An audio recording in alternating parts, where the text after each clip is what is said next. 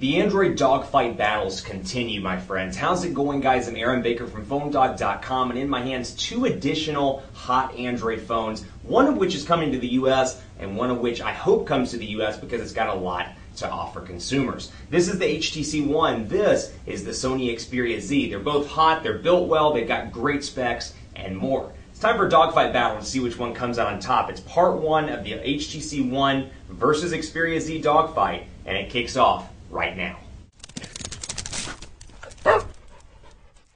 The Android dogfight battles just continue, but you know what? With this HTC One being as hot as it is, and as highly touted as it is, and as excited as people are, it's important to put all these phones together in dogfight comparison so you can find out which phone is the best for you. These are 2 hot Android phones. Both are very beautiful in terms of a design as well. So if you're looking for that kind of high-end Android phone that just, doesn't just have the specs, but has the build to go with it, either one of these, the Nexus 4, as I did a couple of days ago, would highly recommend any of those from a hardware standpoint. This is the HTC One. This is the Sony Xperia Z. Both of these devices are unlocked. That said, this one's coming to the US. This one has not been announced for the US just yet, although there's an unlocked Xperia ZL that's coming soon that is reported to work with some of the LTE bands in the United States. So we'll see how that pans out. But not announced yet for the US market, so keep that in mind. If you're looking strictly from a price point, you're thinking, okay, I'm going to get this in a couple of months. You may want to wait for this one because it's coming to AT&T, Sprint, and T-Mobile, and there's always those rumblings of it coming to Verizon at some point in the future as maybe like a Droid 1 or a Droid, whatever you want to call it, DNA 2, whatever the case may be, as the HTC One kind of variant on Verizon. But coming soon to the carrier, so if you're eligible for an upgrade on one of those 3 carriers, you can take advantage of the subsidized cost here. Whereas this, it's going to cost you a pretty penny if you want to bring it in from a specialty retailer like Negri Electronics or Expansys USA. So just keep that in mind as you're going between this dogfight and taking a look at both of these devices. Before I get too far into the dogfight, going to give some thanks to our partners at Best Buy Mobile for giving us devices like this. Not actually these just yet, but devices like that for use in our One-Pawed Bandit giveaway game. We give them to you for free on the site. When you go into Best Buy Mobile, you'll walk out working. They'll get your widgets, your contacts, your settings, your notification settings, your blink feed settings here, all your Sony stuff set up and ready to go. So when you walk out the door, you're working. Thanks to Best Buy Mobile. So back into the dogfight here. HTC One packing a 1.7 gigahertz Snapdragon 600 CPU. It's a quad-core CPU, 2 gigabytes of RAM, 32 or 64 gigabytes of internal storage, non-expandable. Comes in silver and black. It's a gorgeous device. We've talked at length about the build of this device. It is absolutely beautiful. Love the metal on the back. Love the boom sound speakers on the front. It's one of those things, like I say in previous videos, kind of surprised manufacturers and OEMs in general just haven't realized this years ago. Why not put the speakers on the front? So people, when they're watching their videos or when they're listening to music, they can take advantage of the speakers on the front. Great option there. 2 gigabytes of RAM, 2,300 milliamp hour non-removable battery, Android 4.1 over here, Jelly Bean with HTC Sense version 5, which incorporates some new features like HTC Blink Feed, which we'll talk about, and then HTC Zoe as well, which we'll talk about probably in part 2 of the dogfight video. Then here's the Sony Xperia Z. You can get this from online retailers like Negri Electronics, which is where we got ours, so special thanks to them for special thanks for having it in stock, because at negrielectronics.com you can pick it up, or at Expansys USA. In terms of specs on the Xperia Z, you're looking at some pretty strong specifications all across the board here, including a 13.1 megapixel camera with 1080p HD video recording. It's got a 1.5 gigahertz quad-core processor, Snapdragon S4 Pro. You've got a 5-inch 1080p HD display here that's absolutely gorgeous. So keep in mind here, 4.7-inch 1080p display, 5-inch 1080p display. So just from a content viewing standpoint, it is a little bit bigger over on the Xperia Z, or Z, as the Canadians and British folk like to call it. Camera on the back, like I said, 13.1 megapixels. You've got this nice kind of boxy industrial design. Actually, both of these are kind of industrial in terms of the design and the overall look and feel here. But it's got Android 4.1. It's got Sony's user interface, formerly called Timescape. Now they're just calling it Sony's UI. And it's got a ton of Sony software installed, which may be good, may be bad, depending on your preference. But, much like Samsung, much like LG, and much like Apple, Sony's really in a position to create an ecosystem with their applications. I mean, they kind of, do well in the TV market. They do well in the DVD department, the Blu-ray department, and all these different departments. They really could bring in kind of an entertainment ecosystem, much like Samsung has and Apple has, and really compete in the US. They just need to get that carrier support on the various carriers in the States. But over here, and actually on both of these devices, you won't notice any carrier installed applications because, like I said,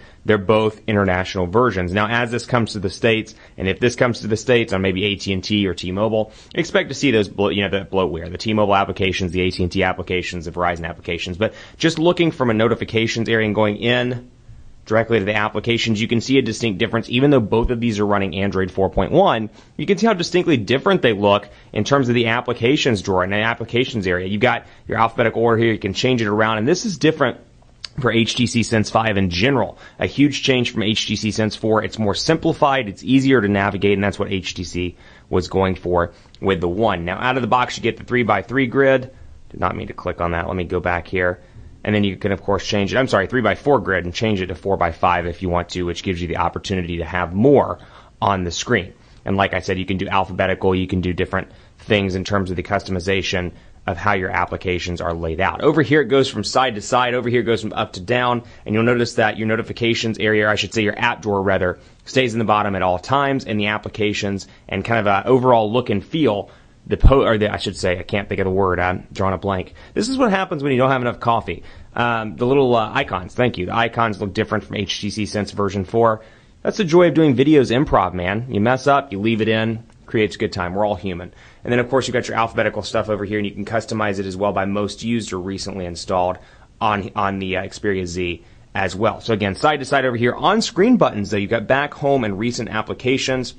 Over here, back, and then home. And home doubles up actually to do quite a few different things. You've got your recent applications that you can swipe out of, and then you've got pressing and holding, which gets you Google Now access pretty instantly. HTC logo in the middle does not do anything from a software perspective or from a capacitive button perspective.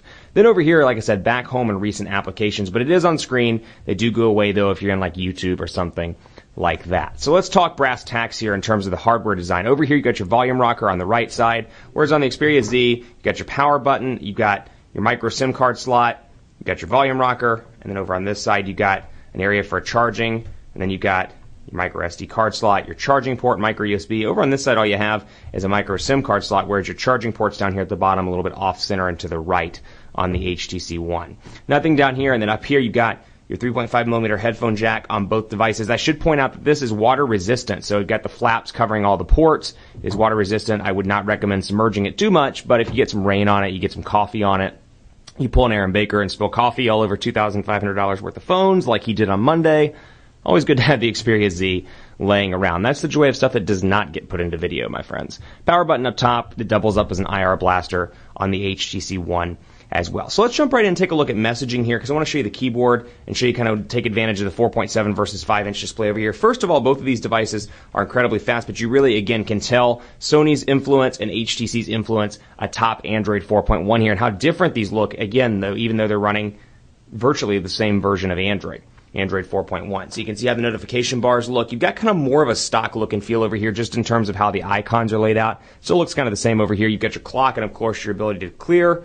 And then over here, actually there's nothing to clear, so you don't need to clear anything. But you've got your clear button up top. Click that to remove everything. And then you've got some shortcuts up top, which I really like. This is something Sony's doing. I love this from Samsung. LG's done a pretty decent job with this as well. Having those shortcuts up in the notification bar, it's one of those things you don't really think you use until you go away. I'm actually using this on the 30-day challenge, and I carried a Samsung device before, and I keep going up here to try and click my quick access buttons and realize they're not there. So it's one of those things you don't realize you need or don't realize you use until it's gone. But settings over here, Android 4.1, you can see how it's organized. And again, HTC One has moved into what's called a Roboto font.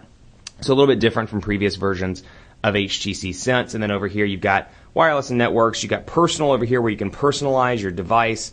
And then, of course, phone with Beats Audio, which is enabled on this device. And then accounts down here and system down at the very bottom. So back to the keyboards here, 5-inch display, 4.7-inch display. This is the best iteration of the HTC Sense keyboard I have ever worked with. Sense 4 Plus was good. Sense 5 is even better. And so we'll say something like, the quick brown fox jumped over the lazy dog, the last dog. And over here, jumped over the lazy dog.